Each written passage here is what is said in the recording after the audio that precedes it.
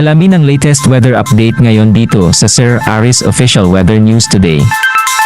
Narito ang ating latest satellite image kung saan may kita nga natin ang Intertropical Convergence Zone o ITCZ na nakakaapekto pa rin sa may Palawan, pati na rin sa Mindanao. Etong ITCZ o Intertropical Convergence Zone ang salubungan ng hangin galing northern at southern hemisphere. Samantalang easternist naman o yung mainit na hangin galing karagatang Pasipiko ang nakakaapekto sa nalalabing bahagi ng ating bansa.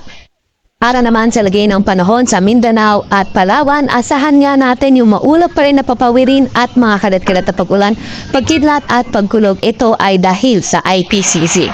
Kaya ating mga kababayan, lalo na yung mga inuulan ng mga nakaraang araw pa, ay pinag-iingat sa mga banta ng pagbaha o hindi kaya pagguho ng lupa. Para naman sa lagay ng panahon sa Metro Manila at nalalabing bahagi ng ating bansa, asahan pa nga rin natin na magpapatuloy ang fair weather conditions, mainit at maalinsangan umaga hanggang tanghali.